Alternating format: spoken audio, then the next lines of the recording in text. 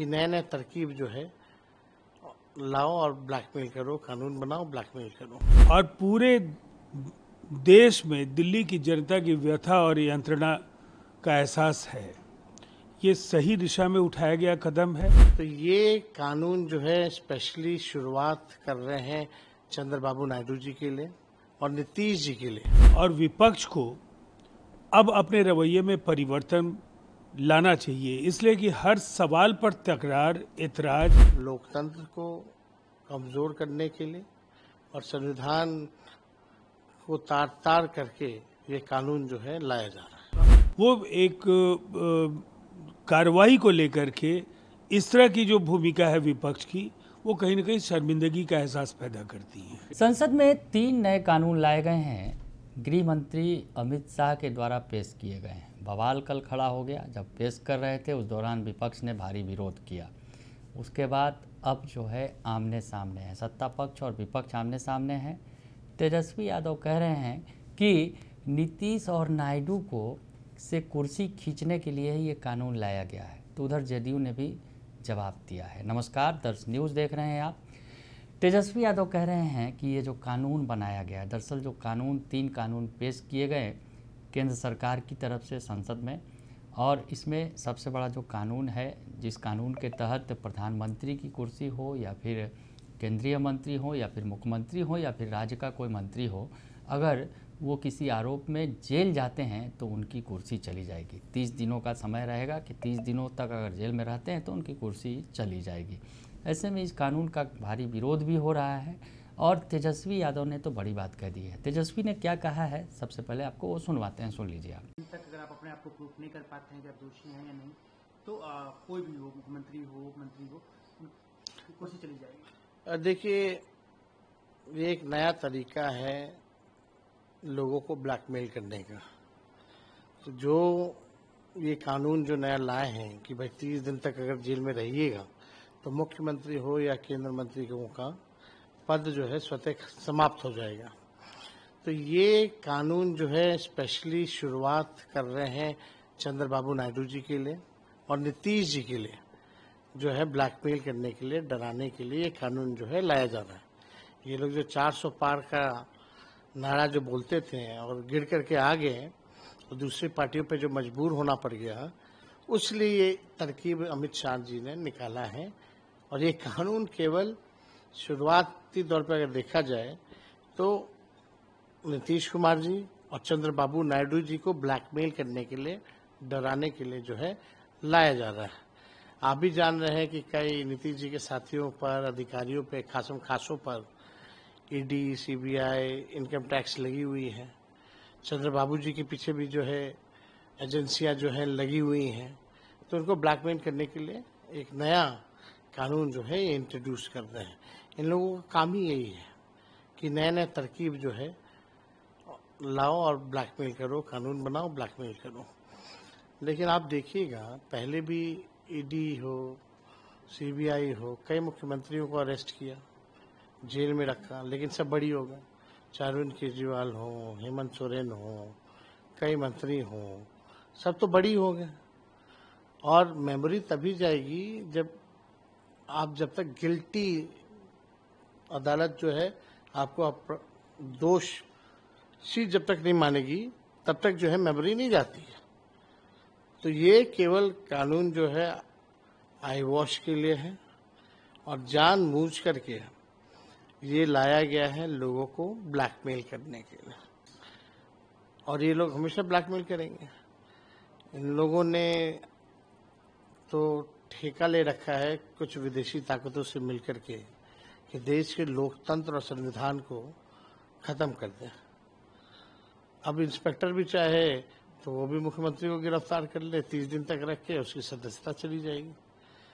तो ये जो है लोकतंत्र को कमजोर करने के लिए और संविधान को तार तार करके ये कानून जो है लाया जा रहा है। तो आप कह रहे हैं कि ये बिहार चुनाव को देखते हुए और नीतीश जी को भाई आप समझिए, नीतीश जी को डरा के, नीतीश जी को जो सीटें मिलेंगी लिमिट में रहिए, और जो जेडीयू को टिकट मिलेगा वो बीजेपी के लोगों को एडजस्ट कीजिए उसमें।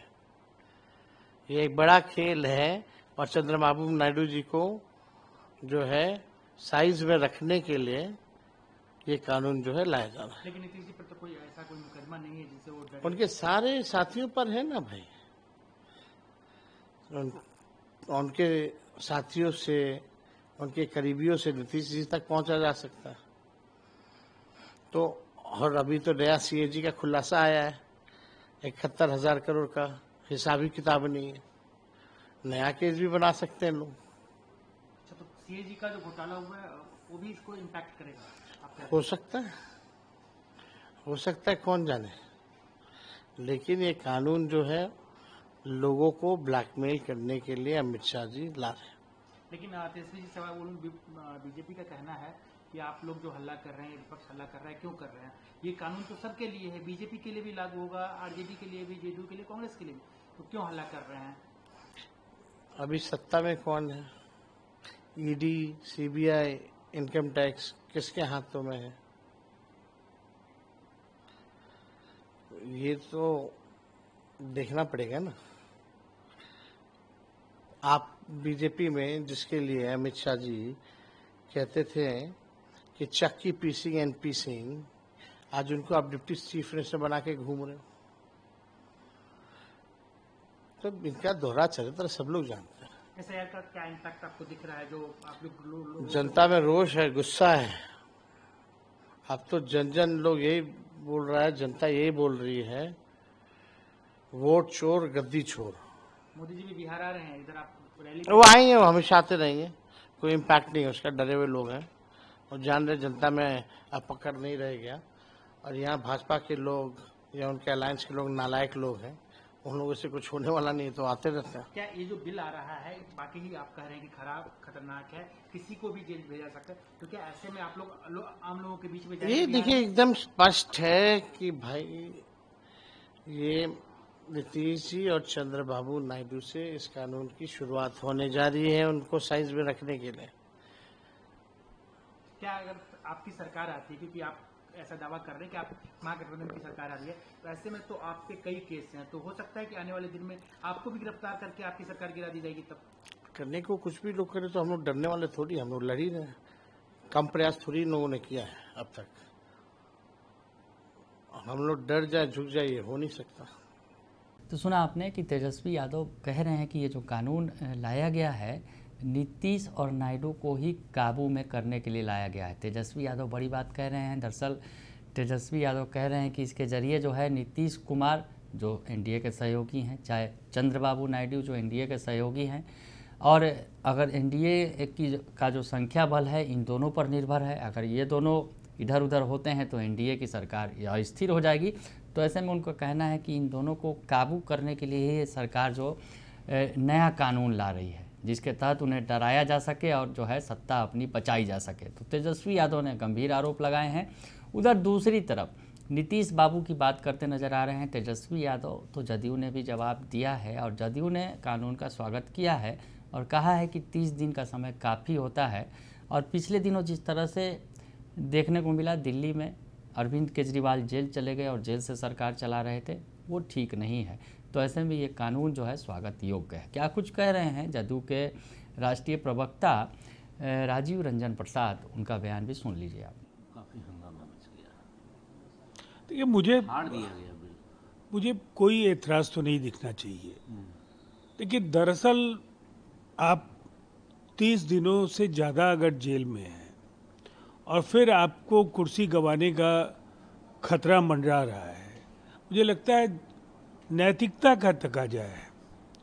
अगर आप गंभीर अपराध की श्रेणी में जो भी मामले आपके खिलाफ दर्ज होते हैं और आप जेल में हैं तो 30 दिन बहुत ज़्यादा है। जो कुछ दिल्ली ने झेला है और पूरे देश में दिल्ली की जनता की व्यथा और यंत्रणा का एहसास है, ये सही दिशा में उठाया गया कदम है और विपक्ष को अब अपने रवैये में परिवर्तन लाना चाहिए। इसलिए कि हर सवाल पर तकरार, एतराज, ये संसद का जो जनता की अपेक्षाएं हैं वो एक कार्रवाई को लेकर के इस तरह की जो भूमिका है विपक्ष की, वो कहीं ना कहीं शर्मिंदगी का एहसास पैदा करती है। शेख मुनव्वर तो बोल रहे हैं कि पास ही नहीं होगा जिंदगी में कभी बिल।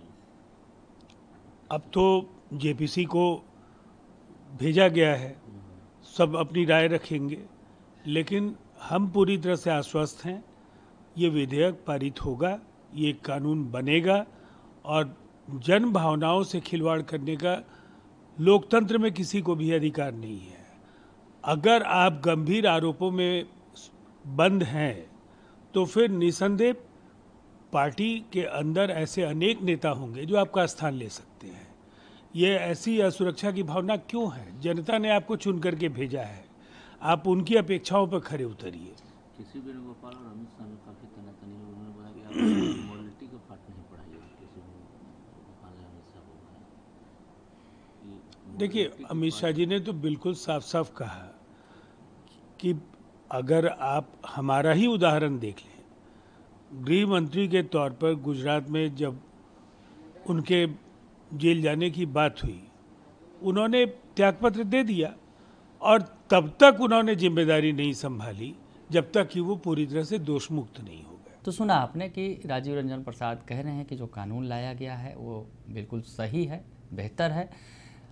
जहां एक तरफ तेजस्वी यादव कह रहे हैं कि ये कानून नीतीश और नायडू को बांधने के लिए लाया गया है, उनको काबू में करने के लिए लाया गया है, तो दूसरी तरफ जदयू इस कानून को बेहतर बता रही है। यानी अब वार पलटवार की स्थिति बनी है और कानून पर जो है चर्चा छिड़ गई है। अब आगे आगे देखिए होता है क्या। फिलहाल के लिए इतना ही, बने रहिए दर्श न्यूज के साथ। धन्यवाद।